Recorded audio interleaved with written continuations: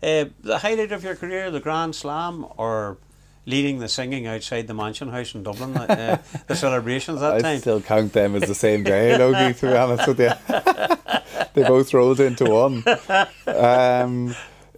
I have been the performance fortunate. on the pitch was better than the performance on the stage. Yeah, certainly the performance on the stage wasn't my finest moment. I don't think no, my singing career is going to take off after that. Haven't had Louis Walsh on to me anyway. Yeah. I suppose I've been fortunate. I have had a few highlights of my career to represent Ulster in Ireland, and the British and Irish Lions are all standout moments for me. The Grand Slam, Six Nations.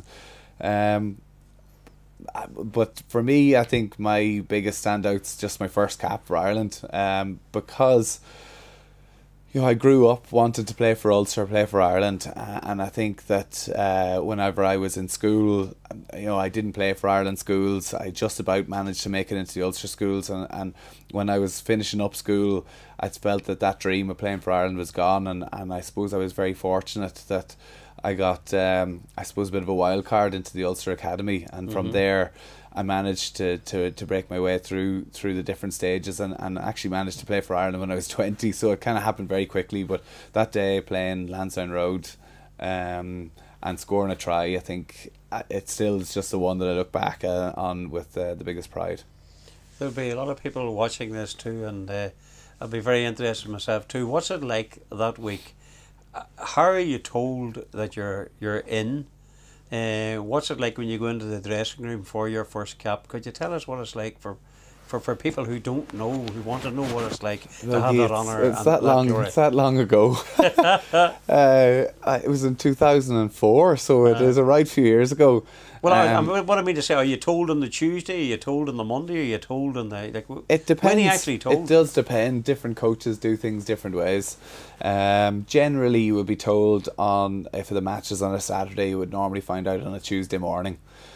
That you would train maybe as a team on the Monday. You would have maybe an idea the way things are kind of set out, but of course you don't want to count your chickens until they're hatched, so you have to wait until your name is named on that team sheet. But normally we would have a team meeting on a Tuesday morning, and we would look at some aspect of the game, and the coach would stand up and rhyme off the team. So sometimes it goes from 15 all the way down, other times it's from 1 up to 15, so it can be nerve-wracking either way. But there's the feeling of hearing your name being called out to represent your country. It's always a very special occasion, and I've been there when my name hasn't been called out, and it's a tough one to take, and I suppose when you've been on that side of it, when you've been there and you haven't been picked, it makes the time that your name called out, it makes that bit more special, and something that you'd never take for granted.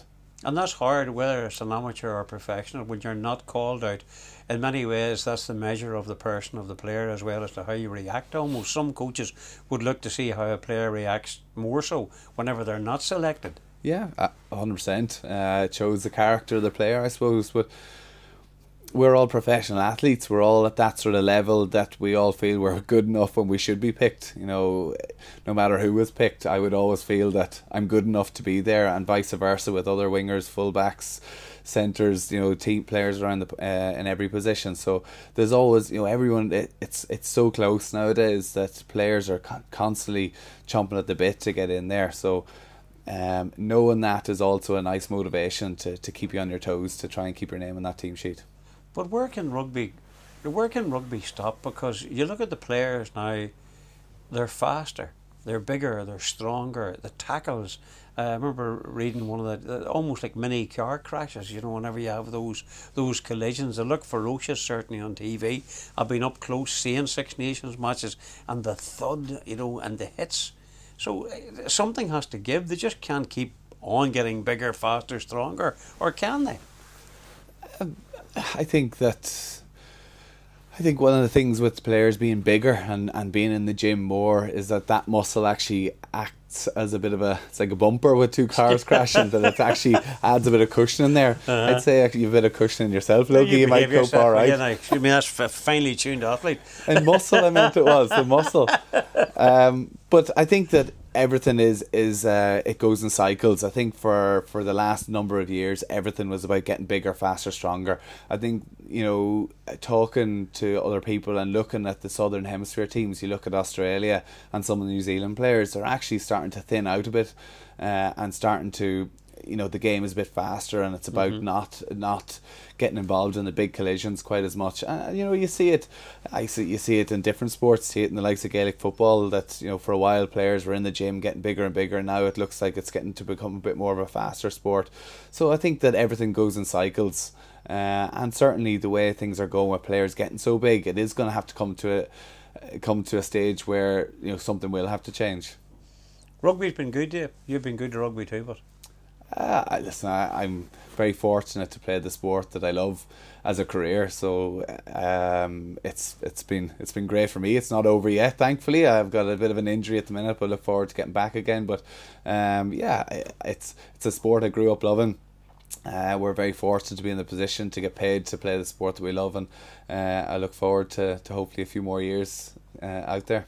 When you start off at 20 and get your first cap, you think you've got the whole world in front of you and everything's going to be great and rosy in the garden. When you get injured at this stage of your career, does it make it even more worthwhile whenever you're injury free and you will be handed the Ulster jersey again? Not handed, but you'll earn the Ulster jersey again, and you'll earn the Irish jersey again. Will it make it more sweet at that stage? Yeah, you know, whenever you are 20, 21, 22, you do take it for granted a little bit. You don't maybe don't get carried away in it. Now, I suppose in the last couple of years, you do realise that, you know, you see players like Stephen Ferris and Felix Jones and these guys who get career-ending injuries and have to hang up their boots. A lot of guys who I would have played with have unfortunately had to hang up their boots through injury. So, you know, we're all just one knock away from that potentially happening. So it does make it that bit more special. You do appreciate it more when, you know, when people say this could be your last game. You know, it could be,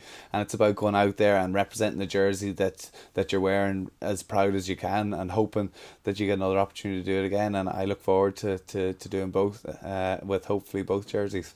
It's a pleasure listening to you today, but I'm just listening and there's just a question came into my head there.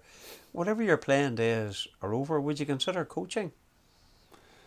I never say never, but I don't see myself as a coach.